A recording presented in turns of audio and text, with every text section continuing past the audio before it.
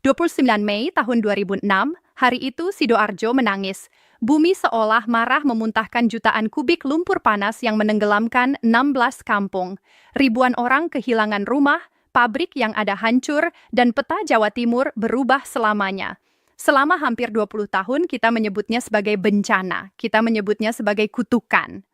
Tapi bagaimana jika saya katakan pada Anda bahwa di balik tragedi memilukan itu, Tuhan ternyata menyimpan kado raksasa untuk masa depan Indonesia. Di dalam perut lumpur kotor yang kita benci itu, ternyata terkandung material super langka. Material yang hari ini sedang dikari-kari oleh Elon Musk. Material yang bikin Amerika Serikat dan China rela saling todong senjata. Namanya logam tanah, jarang, rare earth elements, dan lithium. Tanpa benda ini tidak ada iPhone di tanganmu, tidak ada mobil listrik, tidak ada satelit luar angkasa. Dunia modern akan mati total. Dan Sidoarjo duduk di atas gunung harta karun ini. Pada video kali ini, kita akan bongkar fakta yang jarang dibahas media. Seberapa kaya sebenarnya lumpur Sidoarjo? Kenapa asing sangat bernafsu menguasainya? Dan mampukah kita mengolahnya sendiri? Atau kita akan dibodohi lagi seperti zaman penjajahan? Sima sampai habis karena ini menyangkut masa depan dompet kita semua. Oke, kita masuk ke pelajaran kimia sedikit, tapi saya janji enggak bakal membosankan. Apa sih yang sebenarnya ditemukan Badan Geologi di Sidoarjo Emas? Berlian bukan. Mereka menemukan jejak litium dan strontium dalam kadar yang sangat menjanjikan. Plus potensi logam tanah jarang LTJ atau rare earth. Bayangkan LTJ ini seperti vitamin. Tubuh manusia butuh vitamin dalam jumlah kecil. Tapi kalau enggak ada vitamin, tubuh bisa sakit atau mati. Sama kayak industri teknologi, baterai mobil listrik butuh litium. Layar HP kamu butuh europium supaya warnanya cerah. Magnet dinamo mobil Tesla butuh neodymium. Tanpa vitamin dari Sidoarjo ini, teknologi canggih itu cuma rongsokan besi. Selama ini kita buang lumpur itu ke Sungai Porong, kita anggap limbah. Padahal, menurut penelitian Badan Geologi Kementerian ESDM, kadar litium di sana bisa mencapai angka yang ekonomis untuk ditambang.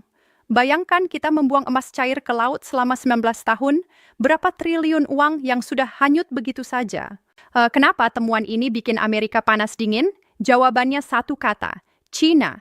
Saat ini Tiongkok adalah raja logam tanah jarang. Mereka menguasai hampir 90% pemrosesan LTJ dunia. Deng Xiaoping, pemimpin China dulu pernah bilang, Timur Tengah punya minyak, China punya tanah jarang. Ini mimpi buruk buat Amerika. Pesawat tempur canggih mereka F-35 butuh 400 kg logam tanah jarang untuk bisa terbang. Kalau besok China bilang, oke, kami stop ekspor LTJ ke Amerika, maka pabrik senjata Amerika lumpuh. Militer terkuat di dunia bisa bertekuk lutut tanpa menembakkan satu peluru pun. Makanya Amerika sekarang panik mencari sumber baru non-Cina. Mereka lirik Australia, mereka lirik Vietnam, dan tentu saja mata mereka tertuju ke Indonesia. Sidoarjo bukan lagi sekadar area bencana. Di mata Chia atau intelijen Tiongkok, Sidoarjo adalah aset strategis geopolitik.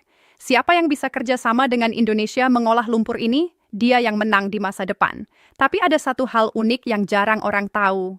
Lumpur yang dibuang ke sungai itu sekarang mengendap dan membentuk pulau baru di muara Sungai Porong.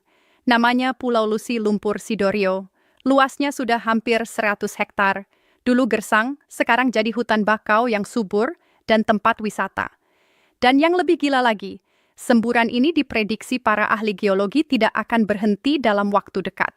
Ada yang bilang 30 tahun lagi, ada yang bilang 100 tahun lagi. Artinya apa? Artinya pasokan bahan baku harta karun ini unlimited, gratis, disediakan oleh alam. Kita tidak perlu dari dia lubang tambang yang merusak hutan, barangnya sudah keluar sendiri ke permukaan 100.000 M3 per hari. Ini adalah konsep mining without mining. Menambang tanpa menambang, biaya produksinya bisa jauh lebih murah daripada tambang litium di Australia atau Chili. Secara ekonomi ini adalah jackpot. Tapi selalu ada tapinya. Kenapa sampai sekarang belum kita olah? Kenapa belum ada pabrik baterai di Sidoarjo? Masalahnya ada di teknologi. Memisahkan logam tanah jarang dari lumpur itu susahnya minta ampun. Jauh lebih susah daripada memisahkan emas dari batu. Satu lagi tantangannya unsur radioaktif. Biasanya LTJ itu berteman akrab dengan thorium dan uranium yang radioaktif. Kalau kita salah olah bukannya dapat baterai, kita malah bikin limbah nuklir di Sidoarjo. Teknologi pemisahan yang aman dan efisien ini saat ini dikuasai oleh siapa?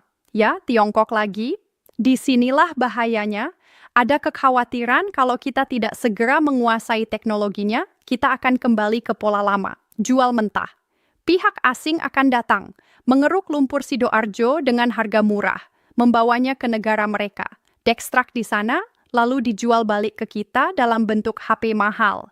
Sejarah forge jangan sampai terulang di era digital ini. Pemerintah Indonesia sekarang sedang gencarar-genkarnia melakukan hilirisasi, nikel sudah kita kunci, bait sudah kita kunci, lumpur Sidoarjo harus jadi target berikutnya. Rarni Geologi dan BRIN sedang bekerja keras mencari metode ekstraksi yang pas. Beberapa pilot project sudah dimulai. Bayangkan, tahun ke-2035 Sidoarjo bukan lagi dikenal sebagai kota bencana, tapi dikenal sebagai Silicon Valley-nya energi masa depan. Warga korban lumpur mendapatkan ganti untung dari royalti tambang gaya baru ini.